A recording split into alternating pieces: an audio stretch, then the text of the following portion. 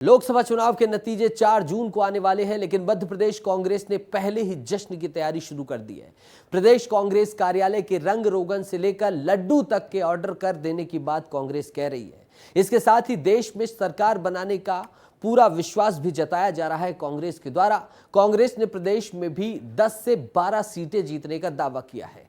कांग्रेस प्रवक्ता आनंद जाट ने कहा है कि जिस तरह से जनता ने बीजेपी के खिलाफ वोट किया है, उसका परिणाम बहुत ही सुखद आने वाला है और कांग्रेस पार्टी 2009 का रिकॉर्ड तोड़कर उससे ज्यादा सीट लाने वाली है, जिस पर अजय यादव प्रवक्ता भाजपा ने निशाना साधा है। पार्टी प्रचंड बहुमत से सीटें जीतेगी। हमारे अध्यक्ष जीतू पटवारी जी कह चुके हैं कि दहाई का आंकड़ा इस बार हम पार करेंगे, यानी कि 2009 से भी अच्छा प्रदर्शन मध्य प्रदेश में कांग्रेस पार्टी लोकसभा के चुनाव में करने जा रही है।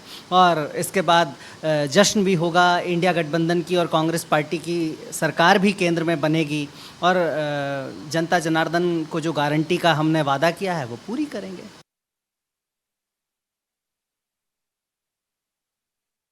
कांग्रेस और उनके नेता इसी तरह के ख्याली पुलाव विधानसभा चुनाव में पका रहे थे, लेकिन मुंगेरी लाल के हंसने सपने साबित हुए और वही लोकसभा चुनाव में होने वाले हैं। कांग्रेस के नेता दावे वही करें जिन पे 4 जून को सामना कर सकें। उस दिन ईवीएम पे ठीकरा ना फोड़ें, लड्डू बनवाएं, लेकिन मिठाइयां भारतीय जनता पार्टी बांटेगी। नीति हो गई, पॉलिटिक्स हो गई, लेकिन इसकी गहराई क्या है ये जानने के लिए हम अपने वरिष्ठ संवाददाता अंचल शुक्ला जी का रुख करेंगे। 12 सीटें, 10 से 12 सीटों का कांग्रेस ने दावा किया। अंचल, कौन कौन सी वो सीटें हैं जिसको लेकर कांग्रेस कह रही कि हमारे पास आने वाली है? भारतीय जनता पार्टी 400 पार का जो लक्ष्य है वो छोड़ दे, ड्रॉप कर दे आखिरी चरण से पहले।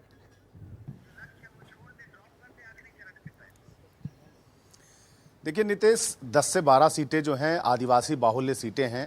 दिग्विजय सिंह की सीट है, नकुलनाथ की सीट है, मुरैना है, छिंदवाड़ा है। ये ऐसी कुछ सीटें हैं जिस पर वोटिंग भी कम हुई है और साथ में यहाँ आदिवासी बाहुल्य जो इलाके हैं उसको कांग्रेस पार्टी अपना मान के चल रही है। हालांकि उन सभी सीटों पर प्रधानमंत्री नरेंद्र मोदी आए थे। जो आदिवासी बाहुल्य सीटें हैं जहाँ पर ज़्यादा आदिवासी और जनजाति वोटर्स हैं, वहाँ पर वो उन्होंने सबसे पहले ही सभाएं और वो किया था, रैलियां की थी। लेकिन इसके बावजूद वो ऐसा मान रहे हैं, कांग्रेस पार्टी दावा है, इसके दावों और वादों का तो कुछ किया नहीं जा सकता। कांग्रेस पार्टी कह रही है कि हम सरकार बनाएंगे। भारतीय जनता पार्टी ने चुनाव के पहले ही 400 पार का नारा दे दिया था। तो अपने अपने दावे हैं। कोई लड्डू बनाने का ऑर्डर दे चुका है, तो कोई कार्यालय का रंग रोगन करवा रहा है, तो कोई प्रधानमंत्री बनाने की बात कर रहा है राहुल गांधी को, तो कोई कहता है कि हैट्रिक लगाएंगे प्रधानमंत्री नरेंद्र मोदी। तो राजनीति है, अपने अपने कयास है और ठीक भी है। जब तक नतीजे नहीं आते तो अपनी अपनी पीठ थपथपा लें। जब नतीजे आएंगे तो खुद ही बयां कर देंगे सारी कहानी कि किसकी सरकार बन रही है, कौन प्रधानमंत्री बन रहा है। नीतीश, बिल्कुल सही बात आपने कही, लेकिन कई बार अति आत्मविश्वास घातक भी हो जाता है। बहरहाल उमंग है, उत्साह है, उनका मसला है, उन्हें करना चाहिए।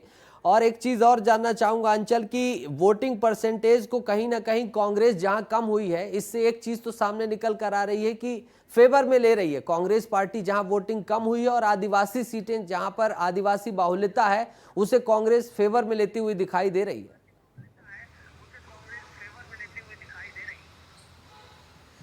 हाँ, निश्चित रूप से आप देखिए कि जिस तरीके से कांग्रेस पार्टी और राहुल गांधी ने जिस तरीके से न्याय यात्रा पूरे देश भर में निकाली और उन जगहों से भी वो गुजरे थे, और जब मध्य प्रदेश में भी वो आए थे तो लगभग उन्हीं क्षेत्रों से वो अंदर आए थे जहां पर आदिवासी बाहुल्य मतदाता हैं। तो कहीं ना कहीं एक मैसेज देखने की, साधने की भी बात की गई। अभी देखिए आप, सागर में एक घटना होती है जहां पर दलित परिवार की हत्या कर दी जाती है। मुख्यमंत्री आज पहुंचते हैं उनसे मिलने के लिए। इससे पहले कांग्रेस, दिग्विजय सिंह का जीतू पटवारी और राहुल गांधी फोन पर सीधे उनसे बात कर रहे होते हैं, सीधे कह रहे होते हैं कि हम आपके साथ हैं दुख की इस घड़ी में। और हम इस बात में भी कोई दो मत नहीं कि हो सकता है कि राहुल गांधी चुनाव के बाद जो मतदान होने हैं वो होने के बाद वो सागर आ भी जाएं। आज छिंदवाड़ा में देखिए जिस तरीके से आदिवासी परिवार के 8 लोगों की हत्या की गई और फिर खुद उसने सुसाइड भी कर ली।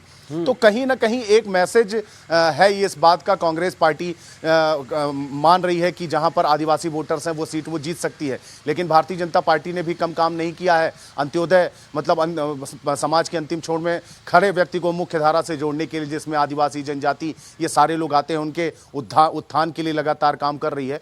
तो अपने अपने दावे हैं, लेकिन मतदाता ने किसको अपना जनादेश दिया है ये तो 4 तारीख को जब नतीजे आएंगे नीतीश, तभी तय हो पाएगा कि किसके दावों में कितना दम था। नतीजे से पहले की खुशी और नतीजे आने की बात वो अलग होगी।